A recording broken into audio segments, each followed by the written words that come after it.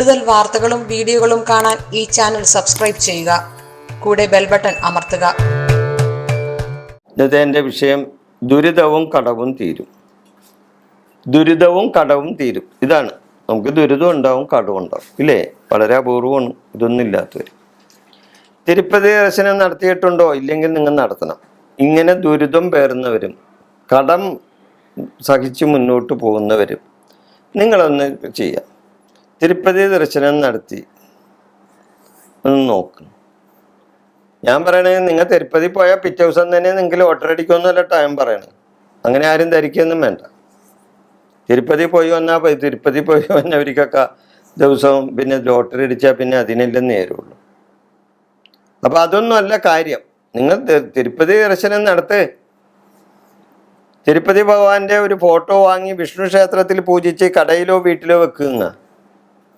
തിരുപ്പതി ഭഗവാന്റെ ഒരു ഫോട്ടോ മേടിച്ചിട്ട് അത് ശിവക്ഷേത്രത്തിൽ വിഷ്ണു ക്ഷേത്രത്തിൽ കൊടുത്ത് പൂജിച്ച് കടയിലോ വീട്ടിൽ ചെയ്യാം. ദിവസവും ഒരു നാണയത്തൊട്ട് ഭഗവാന് മാറ്റിവെക്കും.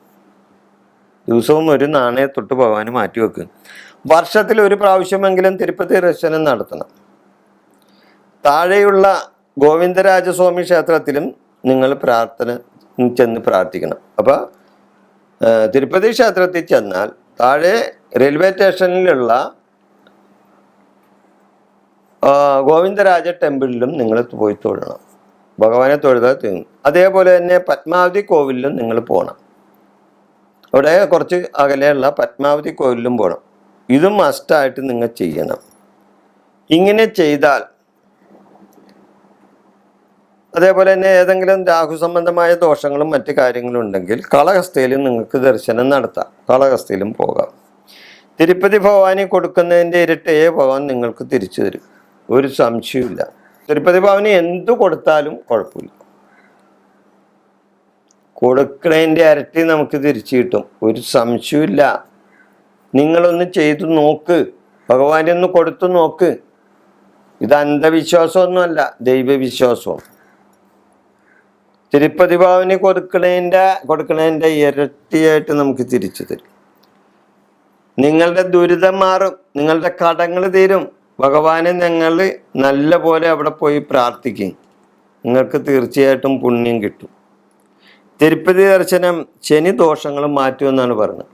ശനി ദോഷങ്ങളുണ്ടെങ്കിൽ അതും മാറ്റിത്തരും തിരുപ്പതി ദർശനം. തിരുപ്പതി ഭഗവാന്റെ ഒരു മന്ത്രമുണ്ട്. ഇതെൻ്റെ ഗുരുനാഥൻ എനിക്ക് പറഞ്ഞു തന്നിട്ടുള്ളതാണ്. തിരുപ്പതി ഭഗവാന്റെ ഈ മന്ത്രം ദിവസം നിങ്ങൾ ചൊല്ലുന്നത് വളരെ നല്ലതാണ്. ഇതാണ് ആ മന്ത്രം. കല്യാണാത്ഭുതഗാത്രായ കാമിതാർത്ഥ പ്രദായിനെ ശ്രീമദ് വെങ്കടനാഥായ ശ്രീനിവാസായ ദേ നമ. ഞാനൊന്നും കൂടി അത് ചൊല്ലാം. കല്യാണാത്ഭുതഗാത്രായ കാമിതാർത്ഥ പ്രദായിനെ ശ്രീമദ് വെങ്കടനാഥായ ശ്രീനിവാസായ ദേ നമ. ഭഗവാന്റെ ഒരു ശ്ലോകമാണ്, ഒരു മന്ത്രമാണ്. ഇതൊന്ന് ദിവസം നിങ്ങളൊന്ന് ചൊല്ലുന്നു. നിങ്ങൾ ഒരു ദിവസം, 2 ദിവസം, 3 ദിവസം, ഒരാഴ്ചയായാലും ഒരു കൊല്ലം ചൊല്ലിയാലൊന്നും ചിലപ്പോൾ അത് ഫലം കിട്ടിയെന്ന് വരില്ല. നിരന്തരം ചൊല്ലണം. ഭഗവാനെ കൈവിടരുത്. നിരന്തരം ചൊല്ലി ഭഗവാനോട് ആത്മസമർപ്പണം ചെയ്ത് പ്രാർത്ഥിച്ചാൽ നിങ്ങളുടെ കടങ്ങളെല്ലാം തീരും. നിങ്ങളുടെ ദുരിതങ്ങൾ മാറും. ധനപരമായ നേട്ടങ്ങൾ നിങ്ങൾക്കുണ്ടാവും. നിങ്ങൾക്ക് ധൈര്യപൂർവം നിങ്ങൾക്ക് ക്ഷേത്രത്തിൽ ചെല്ലാം. അവിടെ അതിനുള്ള ഇപ്പം ചില ക്രമീകരണങ്ങളൊക്കെ ഉണ്ട്. അവിടെ ദർശനത്തിന് മുൻകൂട്ടി ബുക്കൊക്കെ ചെയ്യണം.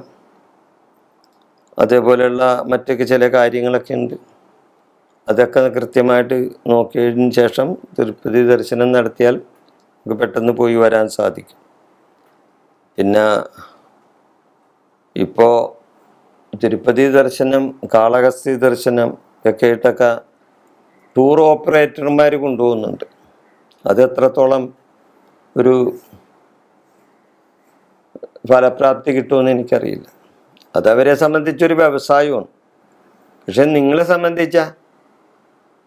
സംബന്ധിച്ച് ഒരു ദൈവികമായ കാര്യത്തിന് പോകണേ. നിങ്ങൾക്കൊരു മേൽഗതി ഉണ്ടാകുന്നതിന് പോകേണ്ടതാണ്. അല്ലാണ്ട് നിങ്ങൾ ടൂറ് പോണേയല്ല. തിരുപ്പതിയിൽ ടൂറ് പോണേയല്ല. ഒരു മേൽഗതി ഉണ്ടാക്കി തരാൻ ഭഗവാനോട് പ്രാർത്ഥിക്കാൻ വേണ്ടി പോണേ. അപ്പോൾ ടൂറ് കൊണ്ടുപോകുന്ന വണ്ടിക്കാരിക്ക് അത് ടൂർ ഓപ്പറേറ്റിംഗ് ആണ്. അവർ അതേപോലെയൊക്കെ ചെയ്യുള്ളൂ.